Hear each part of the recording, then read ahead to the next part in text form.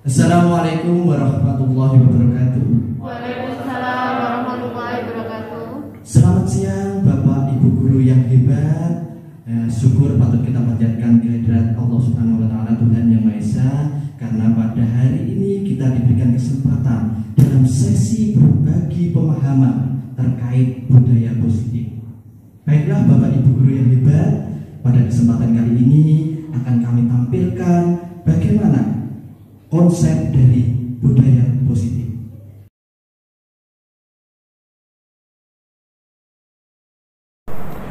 Pada kesempatan kali ini saya akan memberikan refleksi kritis terkait pemikiran Ki Hajar Dewantara. Yang pertama yaitu intisari pemikiran Ki Hajar Dewantara. Pendidikan memberi tuntunan terhadap segala kekuatan kodrat yang dimiliki agar ia mampu mencapai keselamatan dan kebahagiaan yang setinggi-tingginya, baik sebagai seorang manusia maupun sebagai anggota masyarakat, di mana pengajaran merupakan proses pendidikan dalam memberi ilmu atau berfaedah untuk kecakapan hidup anak secara lahir dan batin. Pendidikan adalah tempat persemaian benih-benih kebudayaan dalam masyarakat. Proses pembelajaran yang mencerminkan pemikiran Ki Hajar Dewantara yaitu proses pembelajaran yang berpihak kepada peserta didik, proses pembelajaran yang menyenangkan, proses pembelajaran yang bermakna dan bermanfaat secara lahir dan batin bagi peserta didik, serta proses pembelajaran yang menekankan pada karakter dan budi pekerti dan juga menghormati perbedaan individu. Agar proses pembelajaran berdasarkan konsep Ki Hajar Dewantara dapat terwujud, maka berbagai upaya dapat kita lakukan dengan memperdekakan aspek lahiriah dan aspek batiniah dari peserta didik, yaitu dengan metode pembelajaran yang holistik, dengan memberikan contoh, di antaranya dengan ingar sosong tulodo, yaitu di depan memberi contoh, ing madya mangun karso, di tengah memberikan semangat, kemudian tutwuri handayani, di belakang memberikan dorongan, serta juga memberikan metode pembelajaran yang menyenangkan bagi siswa. Yang sudah saya lakukan untuk melaksanakan pemikiran Ki Hajar Dewantara, di antaranya yaitu dengan penguatan pendidikan karakter dan budi pekerti melalui contoh kebiasaan baik dan juga melalui pembiasaan. Kemudian saya juga telah menggunakan dan melaksanakan berbagai metode pembelajaran sehingga menyenangkan bagi peserta didik, sehingga peserta didik senang lahir dan batinnya. Terima kasih.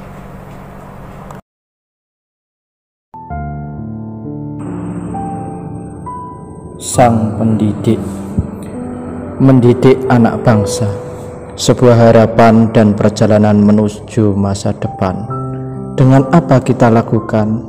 Ingar sosung tulodo, menjadi contoh dan teladan. Ing madya mangun karso, membangun semangat dan keinginan. Tutwuri handayani, menuntun dan mendorong menuju keberhasilan.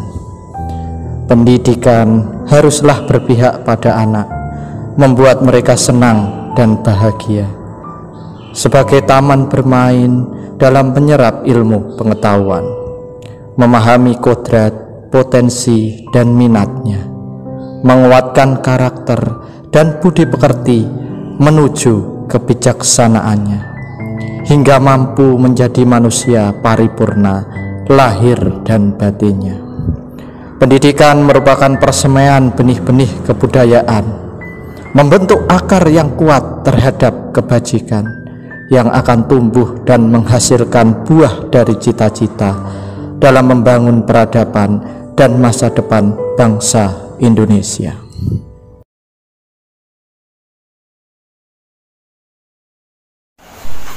Assalamualaikum warahmatullahi wabarakatuh. Salah satu cara yang bisa dilakukan oleh guru dalam membantu siswa tumbuh maksimal, mempunyai karakter profil pelajar Pancasila adalah dengan membangun budaya positif yang berpihak pada murid, membangun keyakinan atau visi sekolah yang menumbuhkan dan mengembangkan budaya positif.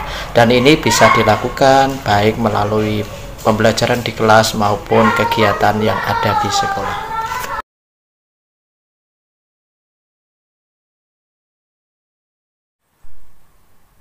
Baiklah, terkait budaya positif ini memang sangat penting sekali bagi perkembangan peserta didik, agar peserta didik dapat berkembang secara positif dalam lingkungan belajar yang positif.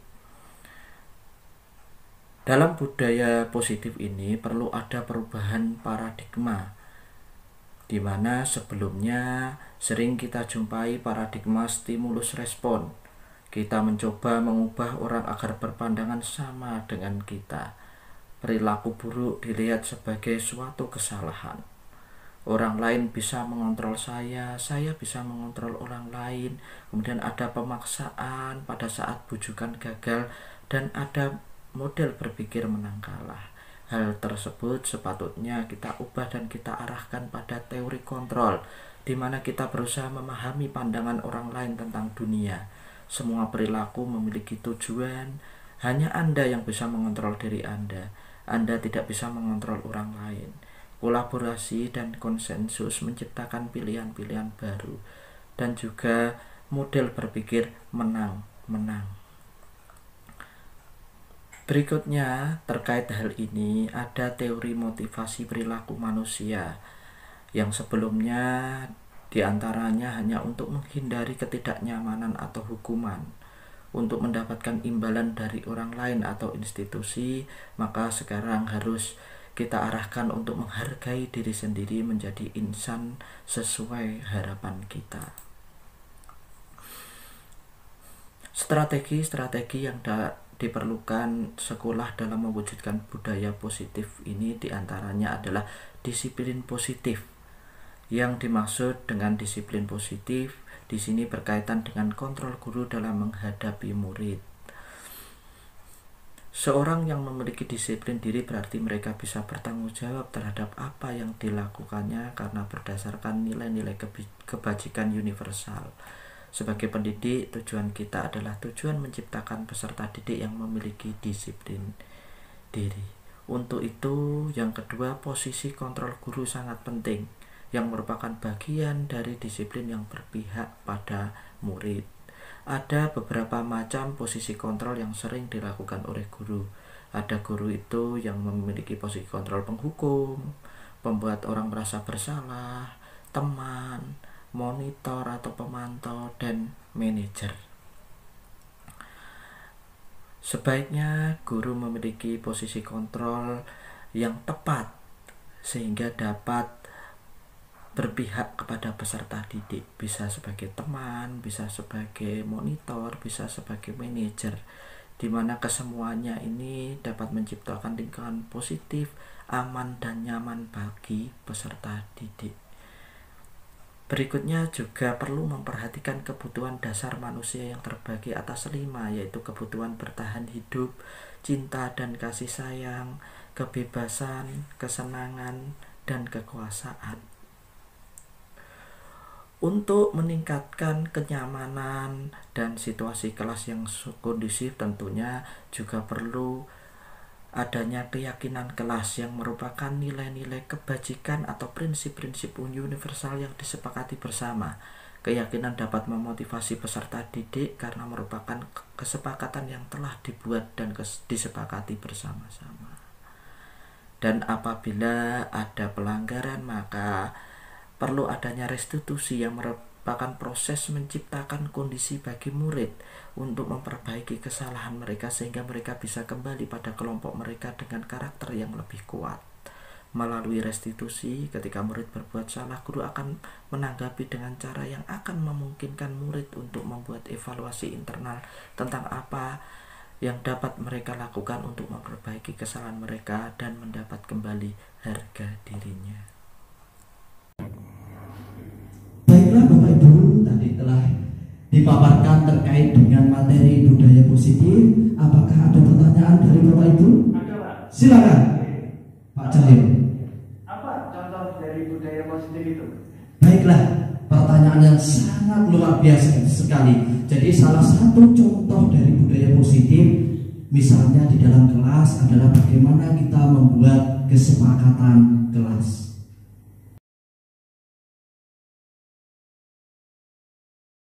Assalamualaikum warahmatullahi wabarakatuh. Waalaikumsalam warahmatullahi wabarakatuh. Selamat pagi anak-anak sekalian. Kita awali pembelajaran kita dengan berdoa terlebih dahulu. Silakan ketua kelas. Duduk siap. Doa mulai. Selesai. Baiklah anak-anak, saya ucapkan selamat anak-anak telah berada di semester 2 tahun pelajaran 2021-2022. Marilah anak-anak kelas 12 MIPA 1 ini kita awali dengan semangat baru. Mari kita ciptakan suasana pembelajaran yang lebih nyaman, kondusif, menyenangkan, dan bermakna. Dan tentu saja itu bisa kita capai apabila ada kolaborasi antara seluruh warga yang ada di kelas ini. Bagaimana kalau kita membuat keyakinan atau kesepakatan kelas dulu supaya hal tersebut dapat tercapai? Bagaimana? Setuju sekali, Pak. Ya baik, untuk itu perlu ada usulan atau pendapat. Silakan, siapa yang mau mengusulkan atau pendapat berkaitan dengan keyakinan dan kesepakatan kelas ini? Silakan. Saya, Pak. Iya silakan. Berarti dalam kelas saat jam pelajaran sesuai jadwal. Iya, baik sekali. Supaya kita nyaman, kita harus tepat waktu. Itu luar biasa. Mungkin ada lagi? Silakan. Saya, Pak. Ya. Mungkin berdoa di awal dan akhir pembelajaran. Iya, belajar menjadi pemimpin. Antar siswa bisa belajar itu. Baik sekali. Berikutnya yang ketiga. Saya, Pak. Ya, silakan. Memakai seragam dengan atribut yang sesuai dengan ketentuan sekolah. Iya, itu mendukung peraturan atau tata tertib sekolah. Berikutnya. Saya, Pak. Menghormati guru dan siswa yang sedang menyampaikan gagasan, informasi atau pendapat. Iya, baik. Itu menjadikan pembelajaran kita interaksinya menjadi baik. Lanjut. Saya, Pak. Ya. Dapat mengakses materi pelajaran dari berbagai sumber. Penting sekali. Ini literasi. Jadi kita literasi dari berbagai sumber. Berikutnya, mungkin ada lagi. Saya, Pak. Ya. Menciptakan suasana pembelajaran yang menyenangkan, siswa aktif, ada kolaborasi dan metode pembelajaran yang menarik. Iya, baik itu. Dengan seperti itu kita menjadi senang di kelas ini sehingga pembelajaran bisa diterima dengan baik. Ya, mungkin ada lagi anak-anak. Sudah cukup itu ya. Baik, saya bacakan ada 5 poin. Yang pertama, berada di ruang kelas atau tempat belajar saat jam pelajaran sesuai jadwal. Itu yang pertama. Kemudian memimpin berdoa di awal dan di akhir pelajaran secara bergantian.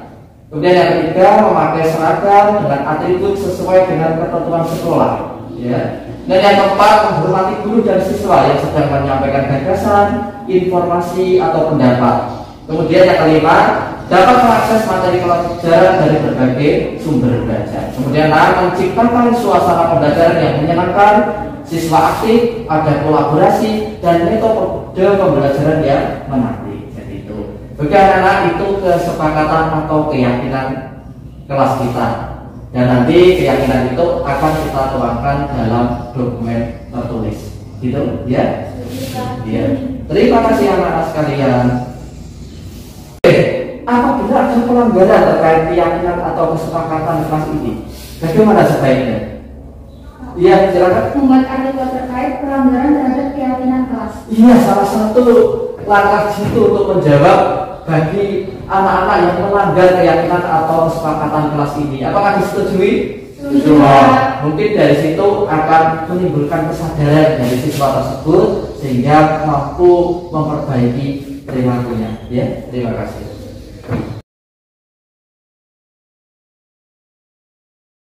Baiklah anak-anak, karena keyakinan atau kesepakatan kelas sudah kita sepakati bersama, maka keyakinan atau kesepakatan kelas tersebut kita rumuskan dalam rumusan tertulis dan akan ditandatangani oleh saya sebagai guru mata pelajaran dan juga oleh ketua kelas Wiranti. Silakan. Terima kasih, semoga ini menjadi bagian penting agar pembelajaran kita menjadi nyaman, kondusif, dan menyenangkan. Terima kasih. Berikut adalah pemasangan keyakinan kelas di ruang kelas 12 MIPA 1 sehingga bisa dibaca dan juga bisa dilaksanakan oleh semua warga di kelas 12 MIPA 1.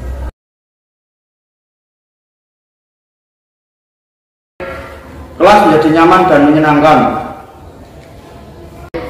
Dapat mengakses materi dari berbagai sumber. Meningkatkan disiplin dalam belajar. Bisa mengungkapkan perasaan kita terhadap jalannya pembelajaran.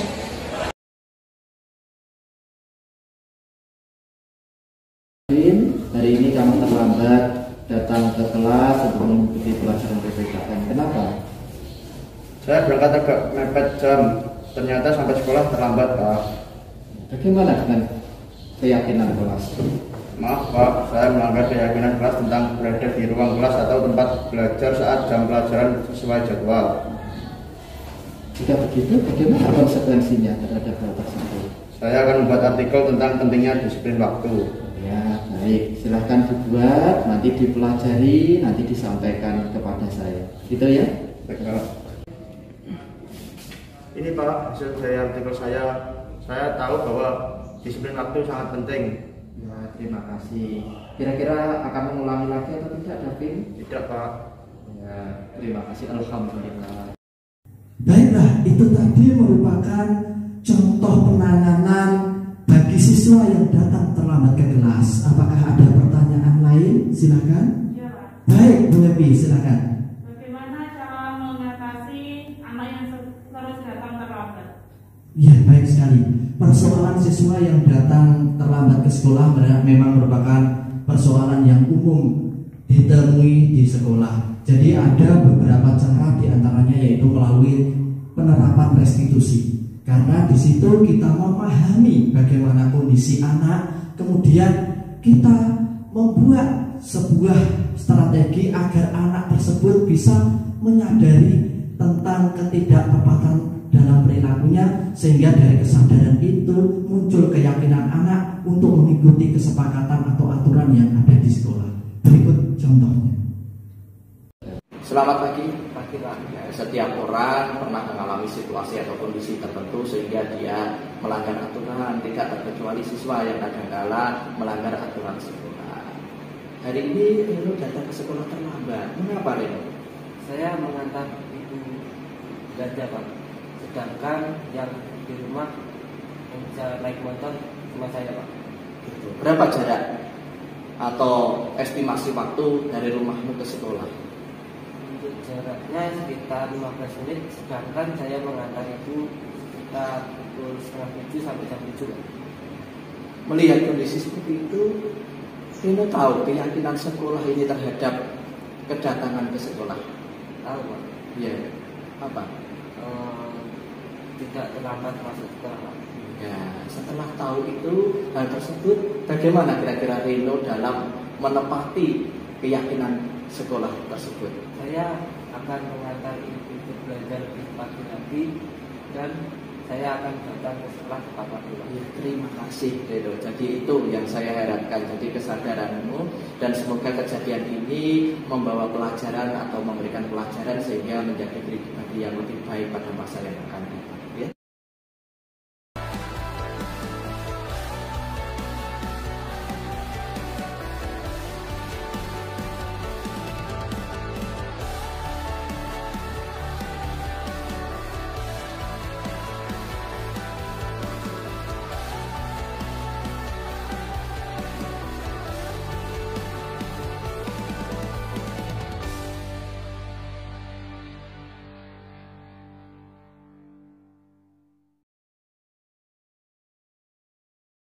Assalamualaikum warahmatullahi wabarakatuh.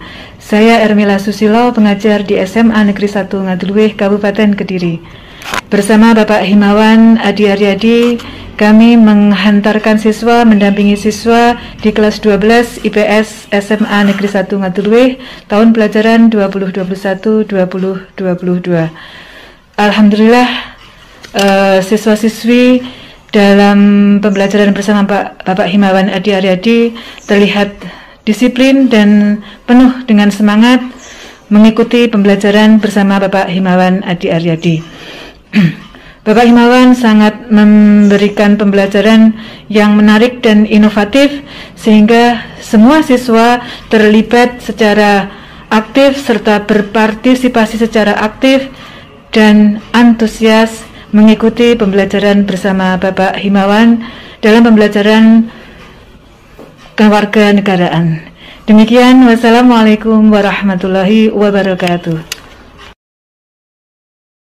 Assalamualaikum warahmatullahi wabarakatuh.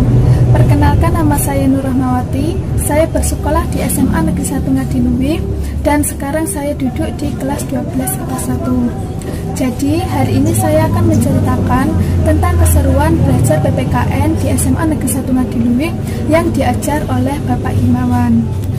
Nah, selama saya belajar PPKN di sekolah itu, saya tidak pernah merasa bosan karena penyampaian materi yang diberikan oleh Bapak Himawan itu mudah dipahami dan juga seru.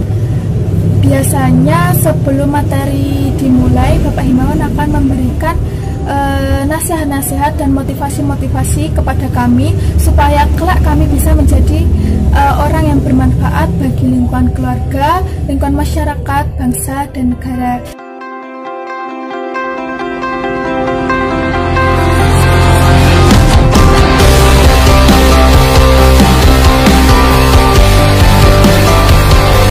Baiklah Bapak Ibu, tadi telah kita pelajari bersama tentang materi terkait budaya positif. Semoga dari materi budaya positif ini dapat menginspirasi Bapak Ibu sehingga nantinya dapat memberikan atau melaksanakan budaya positif baik itu di kelas maupun di sekolah. Mungkin dari saya sangat cukup sekian. Saya akhiri, wassalamualaikum.